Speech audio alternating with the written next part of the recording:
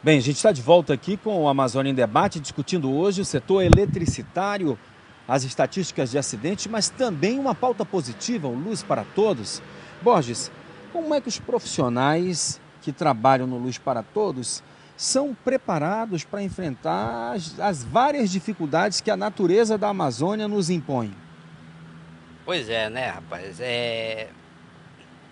Nós temos aí, como eu falei anteriormente, a preocupação, né, de dar, de uma certa forma, uma boa formação para esses trabalhadores, principalmente no que diz respeito à questão dos EPIs e EPCs.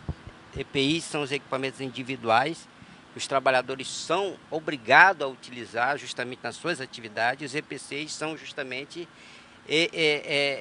equipamento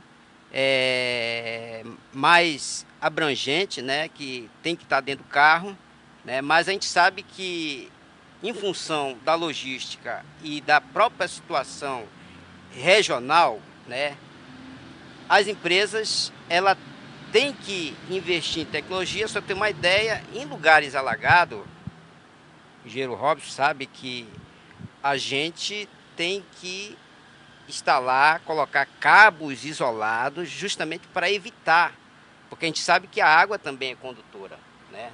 A água é condutora, né? Então a gente tem essa preocupação de verificar isso justamente com os trabalhadores, principalmente nos contratos, né, dessas empresas que terceirizam, né? A empresa terceiriza em atividades fins.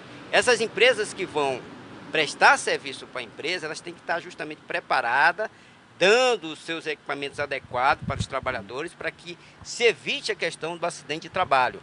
A gente sabe que temos dificuldade em relação a isso aí, mas a empresa ela tem por objetivo, direito e dever de fiscalizar esses contratos. E o sindicato também, por sua vez, ele também é um outro vetor também que deverá de uma certa forma, fiscalizar essas atividades para evitar a questão do acidente de trabalho. Robson.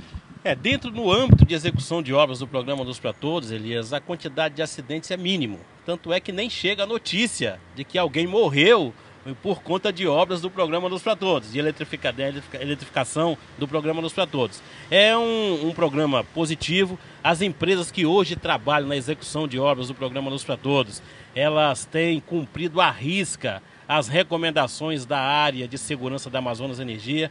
A gente tem verificado que eles estão realmente utilizando os equipamentos de proteção individual e equipamento de proteção coletivo, certo? De forma que isso faça com que haja a redução dos acidentes. Ninguém trabalha em condição insegura, ninguém trabalha, né, em condição que não seja possível executar as obras. Tem sido fomentado, eles têm sido esclarecidos em relação ao direito de recusa de executar determinadas atividades quando oferecer risco. Então não trabalham de forma alguma em condição insegura. Então isso é positivo. Tá? Nós temos aí, como eu falei para você, obras em praticamente todos os municípios do nosso estado e o índice de acidente fatal é mínimo, certo? Nesses 10 anos não chegou ao nosso conhecimento de que morreu alguém executando obras do programa Luz para Todos. Mas, Robson, deixa eu só tirar aqui uma dúvida em relação ao que você colocou, até porque nós tivemos aí um acidente fatal com morte em Manacapuru.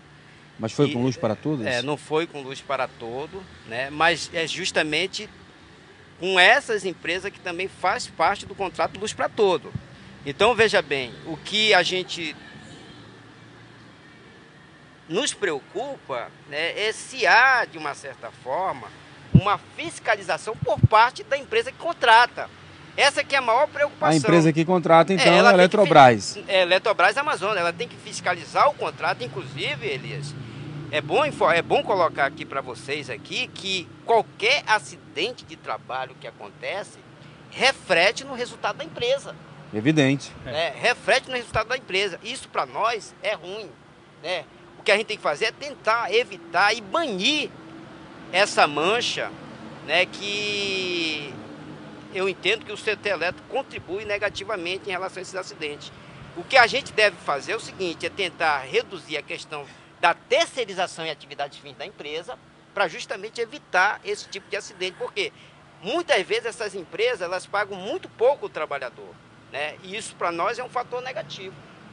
Mas, Borges, você tem que entender o seguinte, né? Toda empresa, quando se dispõe a prestar serviço, ela tem algumas regras a serem seguidas. E, logicamente, a Amazonas Energia tem cumprido bem o seu papel. Ela exige, tem uma área de segurança que é muito rigorosa na fiscalização, daí a razão dos acidentes envolvendo obras do programa Luz para Todos serem mínimos. Agora, se alguém depois, na execução da manutenção de uma obra construída pelo programa Luz para Todos e depois entrega à concessionária se acidentou, nós temos que rever os conceitos. Logicamente, é como você bem colocou, a responsabilidade solidária, até o termo que se usa, a responsabilidade solidária, é da contratante.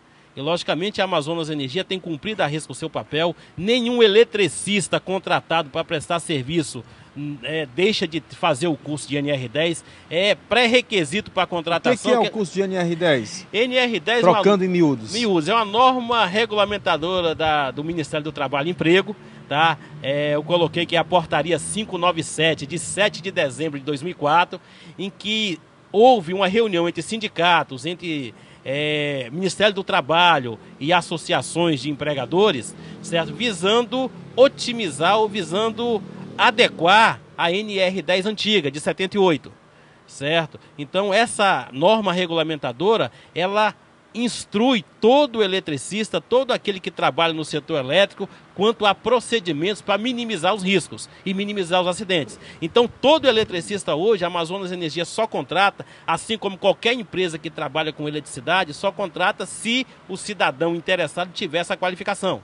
Certo? Então, nós temos várias instituições que dão esse curso de NR10 e é um pré-requisito para se desenvolver atividade no setor elétrico ou dentro de qualquer serviço com eletricidade.